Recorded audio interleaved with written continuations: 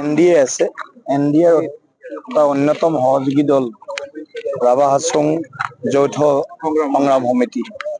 আৰু আমি আজিৰ পৰা বুলি নহয়, বহু বছৰৰ পৰা দশক জুৰি আমি এই অঞ্চলত আমি আমাৰ এনডিএ মিত্ৰজোঁট একত্ৰিত হৈ বিগত নিৰ্বাচনতো আমি একেলগে নিৰ্বাচন খেলিছো। একেই পৰম্পৰাক বহন কৰি আমি এইবাৰো 2 এপ্ৰিলত হ'ব লগা ৰাভা হাছং স্বায়ত্তশাসিত পৰিষদৰ নিৰ্বাচনত আমি একেলগে নিৰ্বাচনত অৱতীৰ্ণ হৈছো। 37টা সমষ্টিৰ 37টা সমষ্টিয়ে যাতে এনডিএ ৰাইজৰ আশীৰ্বাদেৰে আমি জয়লাভ কৰিব পাৰো, তাৰ কাৰণে আমি সকলো যি প্ৰচেষ্টা লাগে, নীতি লাগে বা নিৰ্বাচনী প্ৰচাৰ কৌশল লাগে, সকলোখিনি আমি একেলগে বহি সমন্বিতে আমি প্ৰয়াস চলাম। আৰু নিশ্চিতভাৱে ৰাইজ উন্নয়নৰ পক্ষত অৱস্থান কৰিব।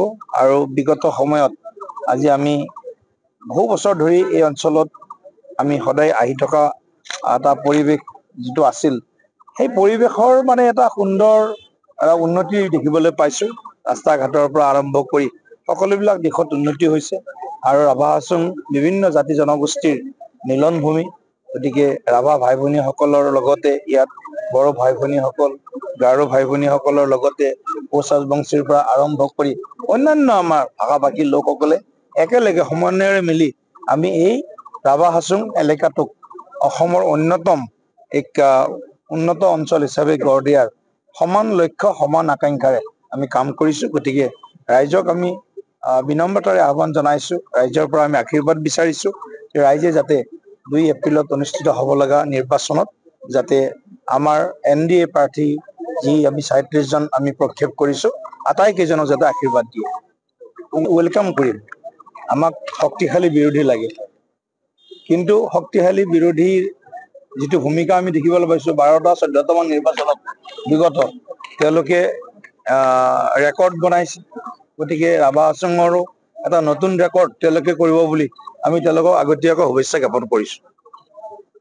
কিন্তু আমি দিছো, তাৰমানে আমি সিৰিয়াছলি লৈছো, কংগ্ৰেছ দলে সিৰিয়াছলি লৈছে যে টংকেশ্বৰ ৰাভাৰ যিটো শোষণ অত্যাচাৰী আসনৰ পতন ঘটাব লাগিব। কিন্তু টংকেশ্বৰ ৰাভাই কৈছে কংগ্ৰেছৰ অস্তিত্বই নাই ৰাভা হাছং এলেকাত, শূন্যকে যদি তলত কিবা থাকিলে তেতিয়া সেইটো তেওঁ এতিয়া ক'ত বসবাস কৰি আছে নাজানো। আপোনালোকে ৰাভা হাছং এৰিয়াত যি কেইজন বিধায়ক, গোটেই কেইজন বিধায়ক কংগ্ৰেছ দলৰ। ছয়গাঁৱত ৰকিবউদ্দিন আহমেদ, তাৰপিছত আহিল বকোত নন্দিতা দাস, তাৰপিছত আহিল দুধনৈত যাদৱ স্বৰ্গীয়াৰী, তাৰপিছত আহিল গোৱালপাৰা ইষ্ট মই নিজে, তাৰপিছত ৱেষ্ট আব্দুল ৰছিদ মণ্ডল, তাৰপিছত দলেশ্বৰৰ এটা সমষ্টি আছে, সেইটো আফতাবুদ্দিন মোল্লা। এজন বেলেগ দলৰ বিধায়ক আছেনে ইয়াতে? তেওঁ যে কথাবিলাক কয় বেচলেছ কথা, গোটেই কংগ্ৰেছী। তেওঁ মানুহখিনিক বিভ্ৰান্ত কৰি ভোট লৈছিল, গুণ্ডাগিৰি কৰি, প্ৰলোভন দেখাই।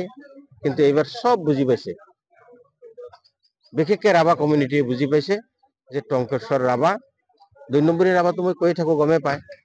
তেওঁ সেই 2 নম্বৰী ৰাভাৰ উত্তৰটো কিয় নিদিয়ে?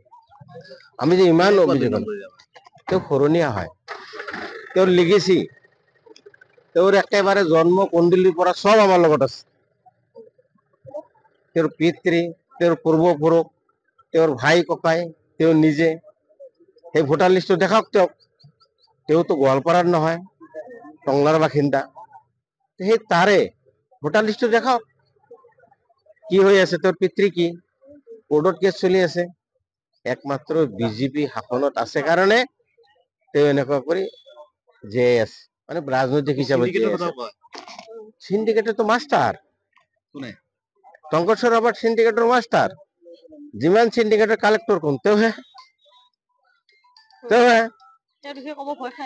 মানুহে ভয় খায়, তেতিয়া মাত মাতিব ইলেকশ্যনত চাব। সুপাৰীৰ পৰা, কয়লাৰ পৰা, বালাৰ পৰা, পাথৰৰ পৰা ক'ত সিন্ডিকেট নকৰে? আজি গোৱালপাৰাৰ পৰা ধূপধাৰালৈকে যাওক, গোৱালপাৰাৰ পৰা দামৰালৈকে যাওক, গোৱালপাৰাৰ পৰা কুকুৰকাটালৈকে যাওক। যিকোনো খবৰৰ বাবে যোগাযোগ কৰক 7099017330 লগতে 7099017110 নম্বৰত।